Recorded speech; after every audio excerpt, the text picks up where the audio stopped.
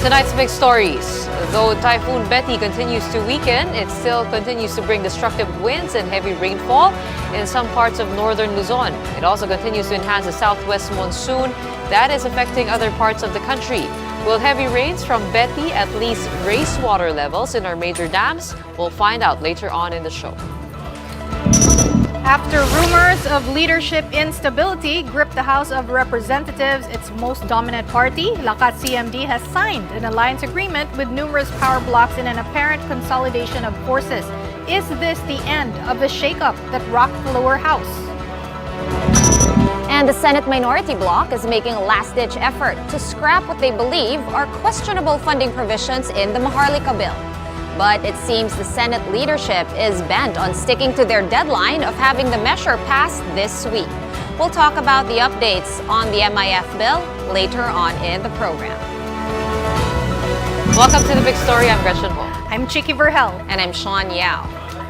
Seems like the worst is over for Typhoon Betty. That is what Pag-asa said a while ago in the morning. But it would seem like things are a little bit different on the ground. I was talking to our reporter, Elaine Fulgencio. She has been in Baguio for the past couple of days. And I really thought she was about to get blown away by the wind. The wind was so strong. I could hear the wind and the rains through her microphone. We actually had a guest kanina, or we were supposed to have a guest sa kabilang channel, no? And this was the governor of Batanes. Tapos, we were trying to contact her. Nawawala yung signal? Nawawala yung signal. Ganon din yung sa amin, sa umaga. They're gonna be experiencing 8-hour rotational brownouts daw. So, nag-order na sila ng mga genset or pinag-order nila yung napokor ng genset. Pero, that was Hindi na makakarating yun doon at this time, di ba? Maybe for the aftermath na lang. October 2022 pa nga in-order. Okay. Well, one thing is for sure, Typhoon Betty has affected most the northern parts of the country, particularly Batanes and Cagayan. It has weakened though, but its strong winds and heavy rains were still felt in several areas in northern Luzon. An old building located at the Cagayan Economic Zone Authority in Santa Ana in fact collapsed as winds and rains battered the town. Fortunately, no one was inside the building when this collapsed, as it has been abandoned for years. Evacuation is still voluntary for now, but if the situation worsens, the local government says it is prepared to implement forced evacuations. Mga nasa coastal ay may mga light materials din diyan, baka nga pag tuloy-tuloy pa rin ito, baka magdudulot ng pagkasira yung mga mahihinang bahay. Nandoon po talaga nakabantay po ang mga barangay officials po natin na if ever na talagang kinakailangan ng forced evacuation, gagawin po namin.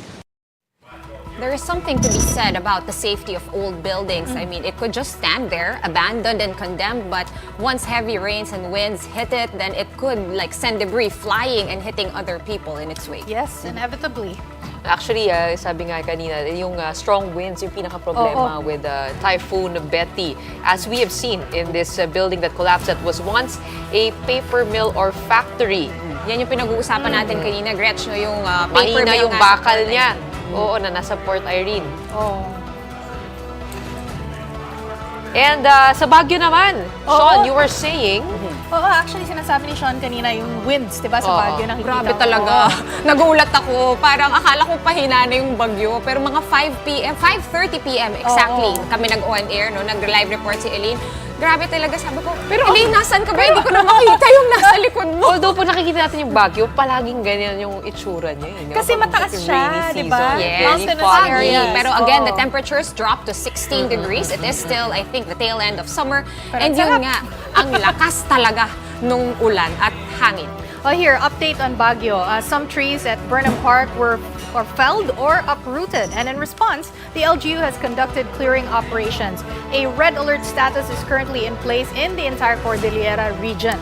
Authorities continue to monitor the situation in flood-prone areas like the City Camp Central to assess the need for preemptive evacuations. Minumonitor namin kung gaano nakataas yung tubig. At saka napagsabihan na rin namin yung mga constituent namin dito na maganda na sila. Alright, sa Batanes naman, Chiki, ito na nga yung sinasabi mo, 40 tourists are still stranded due to the typhoon. Batanes continues to experience strong waves, which makes traveling by boat that much more dangerous. The provincial government says it is now extending the necessary assistance to the stranded tourists and passengers. Local authorities also warned locals of strong winds, especially those whose houses are made of light materials. Maging alerto at handa sa anumang oras mula ngayon. Ihanda po natin ang mga pangunahing pangailangan katulad ng pagkain, tubig, damit, first aid kits, flashlight at cellphones. With the looming El Nino, Sean and Gretchen, many of us are thinking, will the rainfall from Typhoon Betty at least be enough to raise the water levels in major dams? Naalala ko, Sean asked this question to one of our Optimistic listeners. siya eh. Optimistic siya eh. Oh, But ito na, ano hindi ba, na ano ako ba? optimist ngayon. Kasi, Chiki, I think the answer is... Here's the answer. Malungkot. It's no. In fact, water level at the Angat Dam further decreased today at 190.08 meters from 190.35 just yesterday. Despite this, the MWSS is appealing to the National Water Resources Board to retain the 52 cubic meters per second allocation for domestic water supply this June. MWSS argues that decreasing the water supply may cause water interruptions in some 20 million households in Metro Manila and nearby provinces that are relying on the Angat Dam. Pag-asa notes that even if the allocation is retained, the water level at the dam will not go down to 180 meters next month or the dam's minimum operating level. But for a hydrologist, this allocation cannot be maintained for the rest of the year due to the threat of El Nino. The NWRB will deliberate on the request tomorrow. Pag lumakas yung El Nino comes end of the year, yun na nga, baka hindi na madagdagan yung dam natin. So mag-52 tayo ngayon, but before the end of the year, kailangan bawasan yung allocation. Otherwise, magkukulang tayo sa tubig. At this point in time, let's check in on some updates on Bagyong Betty. At 4 p.m., it was spotted by Pag-asa some 315 kilometers east of Basco, Batanes. Typhoon Betty is still packing wind speeds of about 150 kilometers per hour with gusts of up to 185 kilometers per hour. Betty is slowly moving northward over the sea east of Batanes. It is forecast to steadily weaken over the next 5 days and is seen to exit the Philippine area of responsibility late Thursday or early Friday. But for now, tropical cyclone wind signal number 2 is currently up over Batanes. Pag-asa warns of minor to moderate threat to life and property. Signal number 1 is still in effect over the northern and eastern portions of Isabela, Apayao, the eastern part of Ilocos Norte, the northern portion of Kalinga, the northeastern portion of Abra, and Cagayan, including the Babuyan Islands. Some other areas in the country are still being affected by the southwest monsoon or habagat that is being enhanced by Betty. And these include Occidental Mindoro, Palawan, the southern portion of Negros Occidental, the western portion of Aklan, and Antique. Meanwhile, speaking of storms, we had one in the Senate today. Interpellations on the Maharlika bill have wrapped up with a heated exchange between the bill's author, Senator Mark Villar, and Minority Leader, Senator Coco Pimentel. I believe kanina, Senator Coco was saying, ilipat na lang natin tong bill na to mula sa Banks, Financial Institutions, and Currencies Committee to the Government Corporations and Public Enterprises Committee kasi sasabi niya, Mas you know, apt siya doon mas sa corporate committee. concepts yung pinag-uusapan Right. natin kesa banking. So, nagbotohan sila, nanalo yung majority. Same thing, he also appealed to suspend interpellation, pero natalo din siya. Yes, natalo na naman siya. Well, ganun talaga, no? Mahirap talaga pag may majority. Yeah. At kapag, syempre, andun na rin yung tatak ni Presidente. Urgent to eh. Urgent to. Oo. Ipasa nyo to this week, right? But he was also saying that that is unconstitutional actually kasi sabi niya the president is abusing his powers because nothing is urgent. We're not in the middle of a calamity. Yes. That's according to Senator Coco Pimentel, of course. Yeah, and just to go back, no, Gretch, ano ba exactly ang concern ng minority bloc naman? Well, it has to do Oh. with Section 12 of the Senate bill, which allows state-run corporations like the SSS and GSIS to contribute to the Maharlika Fund as long as it has the approval of the Board of Directors.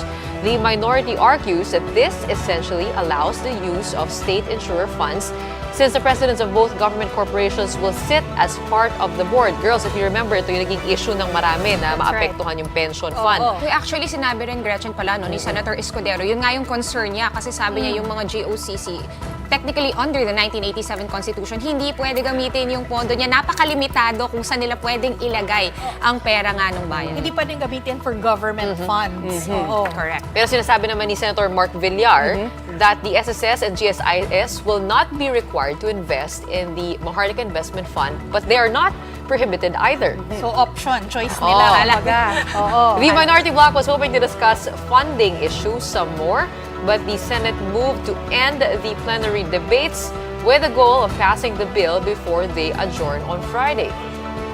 This is a good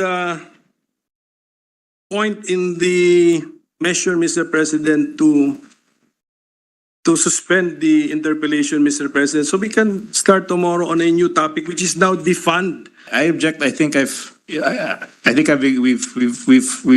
debated this extensively. I've answered all the interpellations, and without prejudice to the amendments being proposed, I'd like to object, and I'd like to move to close interpellations. That part, no, sinabi ni Senator Zubiri na, well, pwede naman talaga siyang hindi na mag-answer ng mga questions. Eh, sabi ni Senator Coco Pimentel, well, point out the section on the Senate rules where it says he doesn't need to answer the question. So Zubiri read out, the part of the section, di ba? Tapos sabi ni Senator Coco Pimentel, well, that's applicable kung Senate debate, pero hindi dito sa interpellation. Tapos nagbotohan na naman sila. Tapos nagbotohan na naman sila. So, ganun pa rin yung ending. Okay. Oo. So what's next after this, Sean and Gretchen? Will there be a chance for the minority to insert their proposals? Let's get updates from News 5's Camille Samonte. Camille, what is the latest on this issue? Chiki, the MIF will now undergo the period of amendments. As to the proposal from the minority, Senator Risa Hontiveros said she wants the measure to categorically prohibit GOCCs from contributing to the Maharlika Fund. Senator Coco Pimentel again questioned why there's a rush to pass the bill. He said certifying the bill as urgent is unconstitutional and that the measure will only sink the country into more debt. Chiki? Thank you very much. That was Camille Samonte. Ito nga guys, no, in response to these concerns cited by the minority bloc, Finance Chief Ben Diokno says it's just panic daw. Sabi ni Diokno, even he said, sabi ni Secretary Diokno, the minority's arguments have no basis, baseless daw. Sabi niya sa reporters that the MIF board will be acting in the best interest of the fund.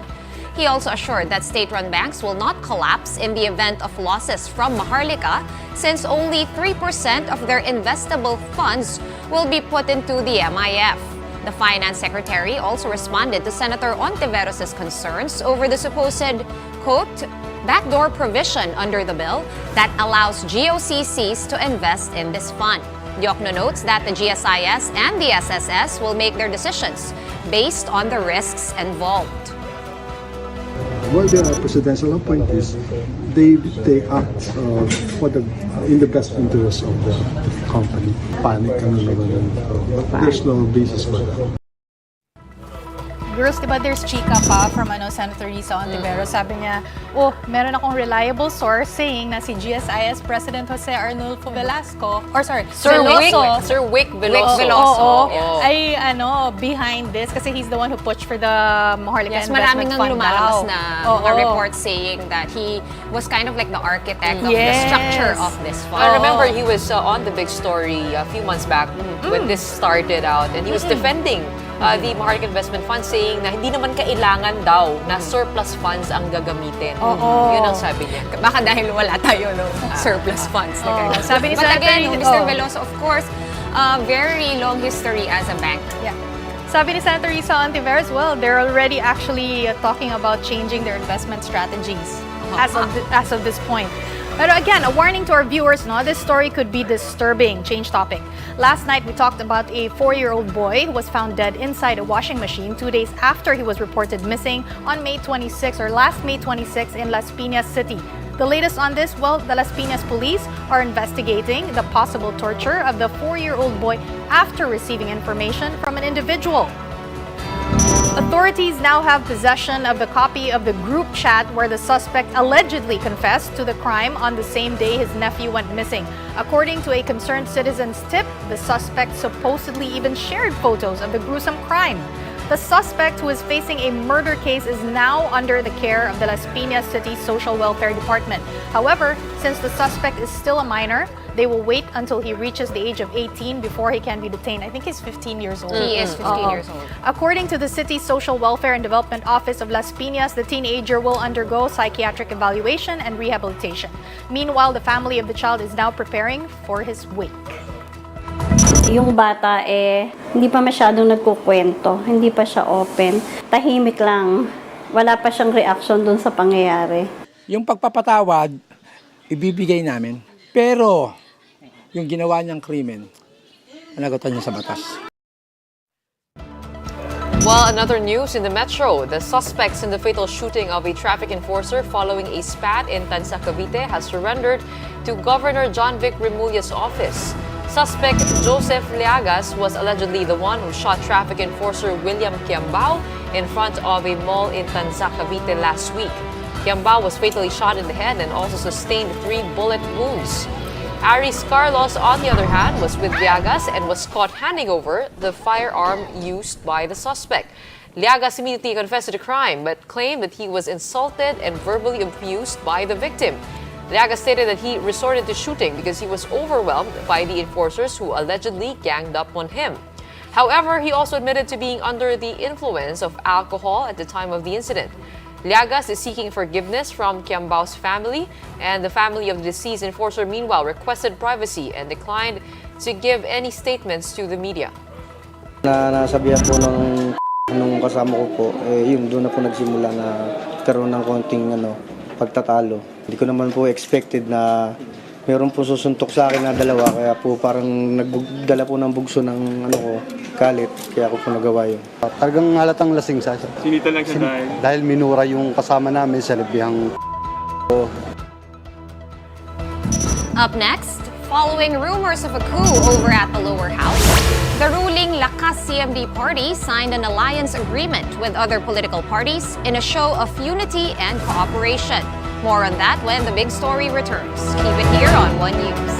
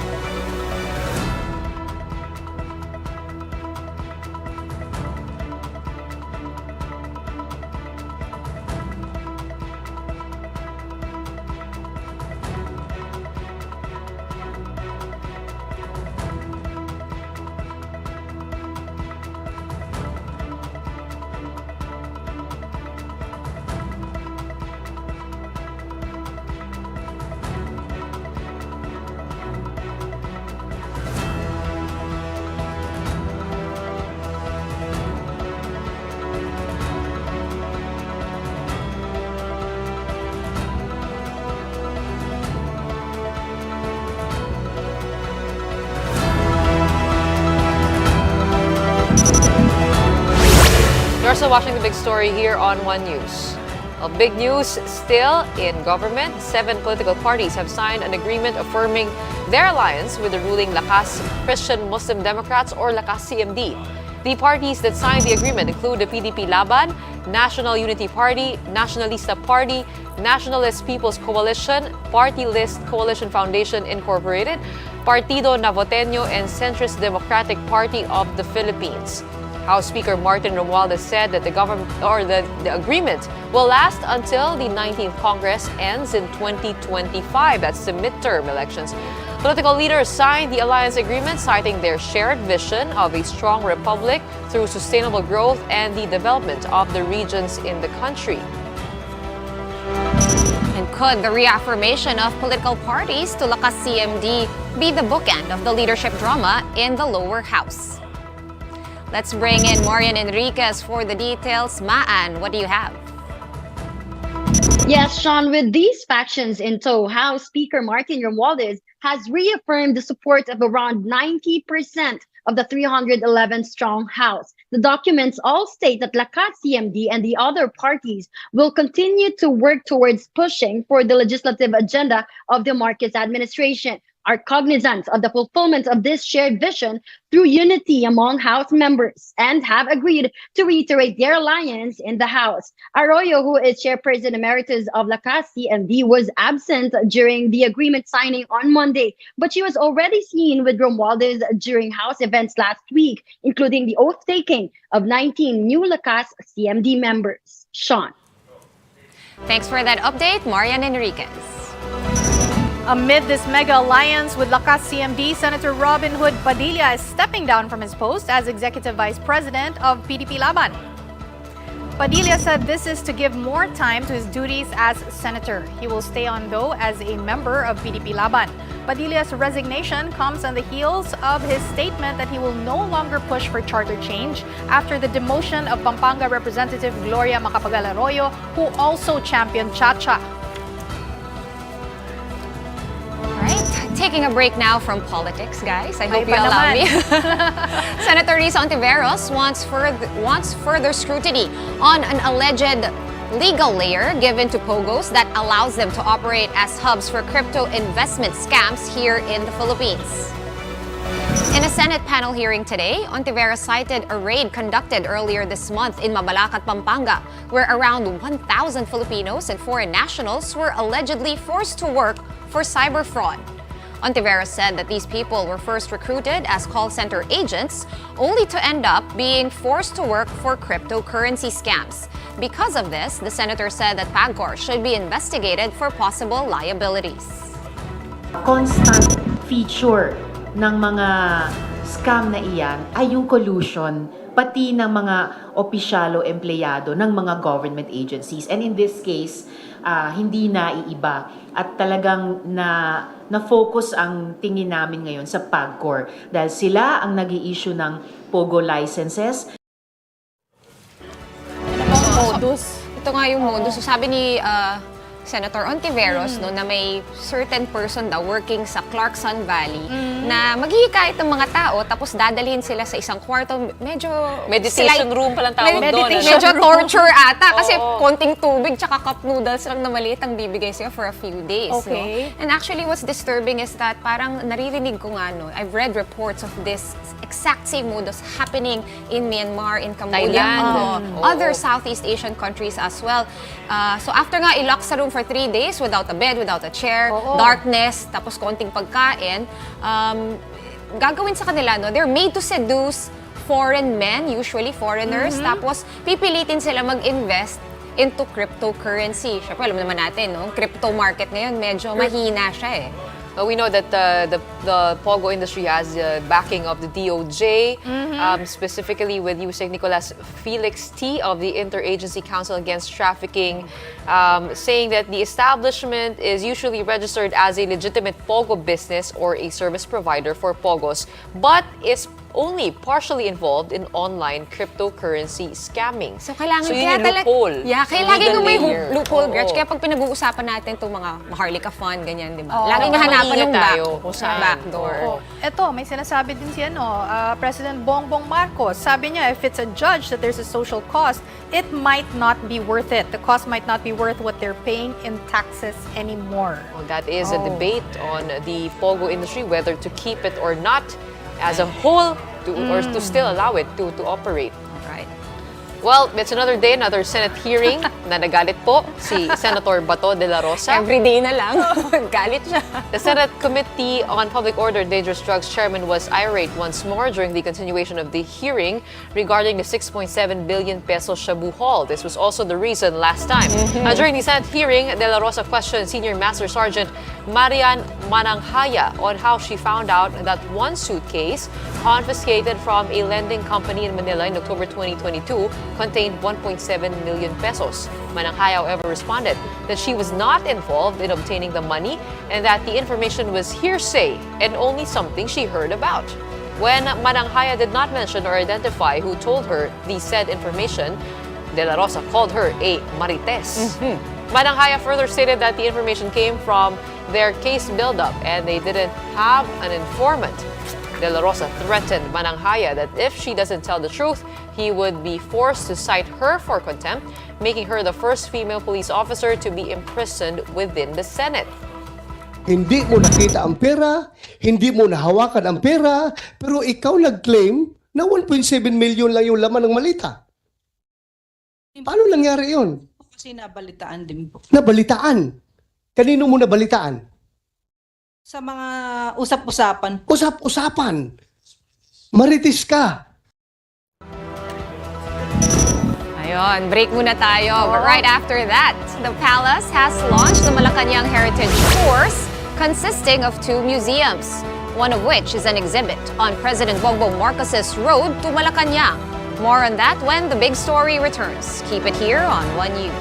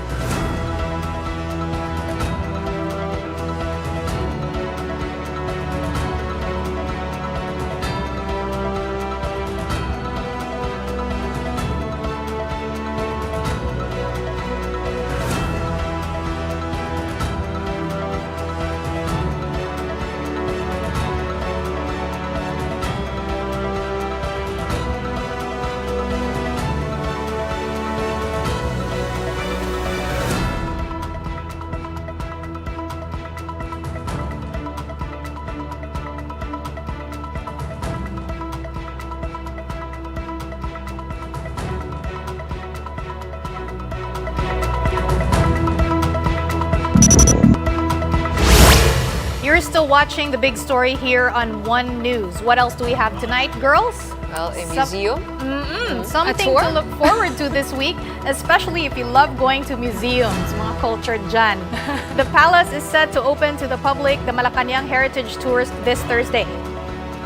President Marcos himself graced the launch of the 2 new museums that will be part of the tours, one of which is the TUS Mansion in San Miguel, Manila, which features a crash course of all the former presidents of the country. Guests will be greeted by sculptures of the past presidents at the entrance. Each chamber of the mansion hosts paintings, memorabilia, and rich information on all the former chief executives from Emilio Aguinaldo all the way down to former President Rodrigo Duterte.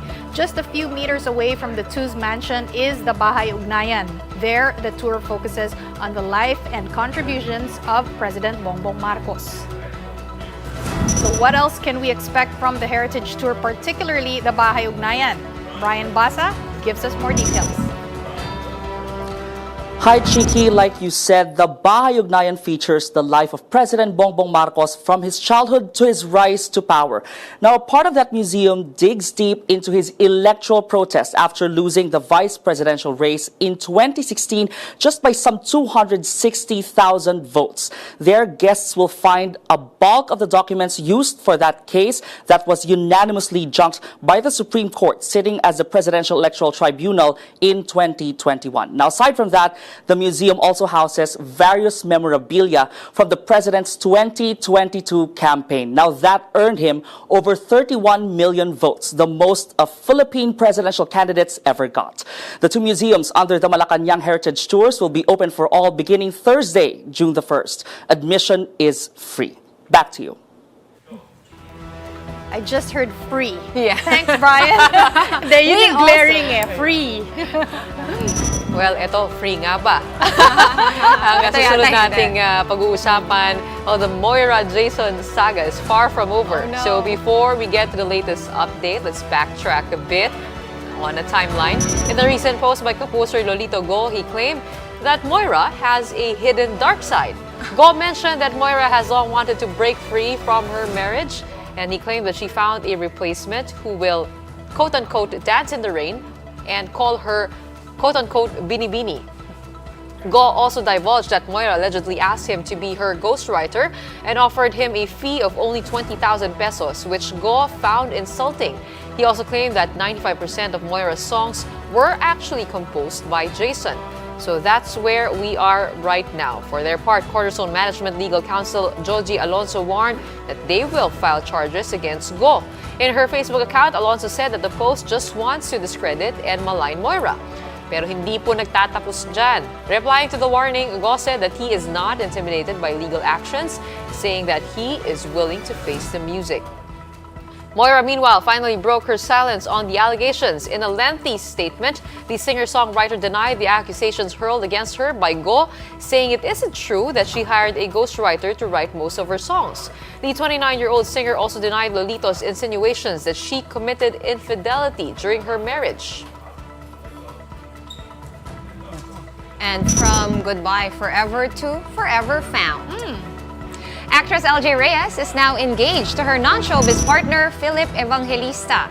The starstruck alumna shared photos of her happy engagement on social media. Celebrity friends and fans were quick to send their congratulations to LJ, who was put on the spotlight back in 2021 after her messy breakup with actor Paolo Contis. What about you? We'd love to know your thoughts. If you have any caption ideas, just leave them in the comments and we'll be sure to check them out. Ako may comment ako dyan. Ano? Hashtag may pag-asa. Hashtag Tapos may magkagulo, pag-asa. di ba? Mag-fail yung marriage mo. May pag-asa pa makahanap ng true love. For every Hashtag may relationship forever. that Oo, gets diba? messed up, there's one that lasts forever. I'm glad we ended with this story. Diba? Not the other one. And while we're on a good note, that's it for the show tonight. We are One News, all sides, all the time. This has been The Big Story. Thank you and good night.